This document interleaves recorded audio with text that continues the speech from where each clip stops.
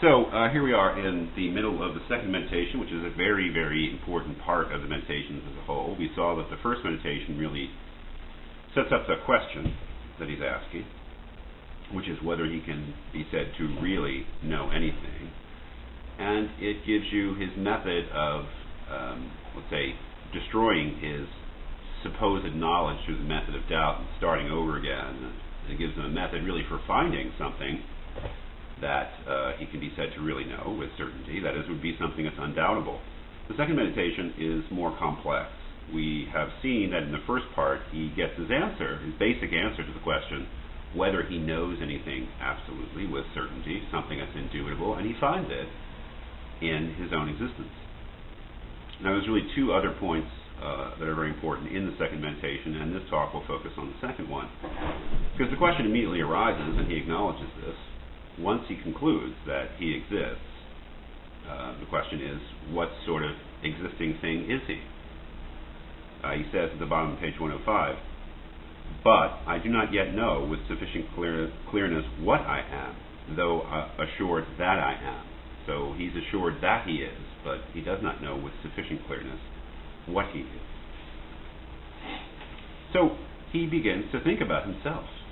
But really, okay, I know now that I exist, because I know that to deny my own existence is an absurdity. So my existence, for me, is necessary. But what sort of thing am I? And he reviews his old ideas. Remember, his old ideas are his old opinions, which he no longer trusts. And he's really trying to shake them off, because at several points he refers to his own laziness and bad habits, cognitive bad habits, intellectual bad habits, in terms of assuming things to be true that he really doesn't know are true. And as we know, I used to think of myself as an animal, as a physical thing, as a living physical creature. And that is certainly our common sense notion of ourselves. But remember, he's been able to doubt all of the information that he gets through his senses. That anything that he receives through the senses, he says he will withhold his assent to. He will not exactly judge that all that stuff that he thinks he knows through his senses is false, but rather he will refuse to accept it, put it aside. And certainly our knowledge of our own bodies is part of our sensation experience. It's a unique part, because it's that through which we experience the world, but we also experience that through which we experience the world. So he says on page 107, "Can I affirm that I possess any of all those attributes which I have lately spoken as belonging to the nature of body? After attentively considering them in my own mind, I find none of them that can properly be said to belong to myself." So I cannot say, at least at this point, that I am a physical creature, a physical thing. I know I exist, but not as a physical thing. He then says, well, how a perceiving thing, a perception. I am a thing that perceives. He says in the middle of page 107, perception is another attribute of the soul.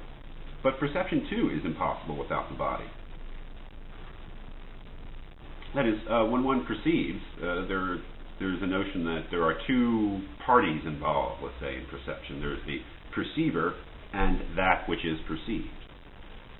He has not established the existence of anything to be perceived. I'm going to be bad for a second. Yes, I know smoking is bad. Never smoke, okay? I'm assuming that I'm not a role model. You know me well enough now. So he can't say he's a perceiving being, because perception involves the body, it involves other things. So he's not, at this point at least, a perceiving thing. Now he says this a little bit lower on page 107. Thinking is another attribute of the soul. And here I discover what properly belongs to myself. Thinking. This alone is inseparable from me. I am. I exist. This is certain. But how often? As often as I think.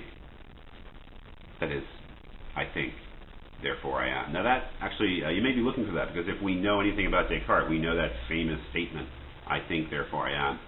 That actually appears in another work of Descartes, a very similar work, I believe, the Discourse on Method. But the general thought is here.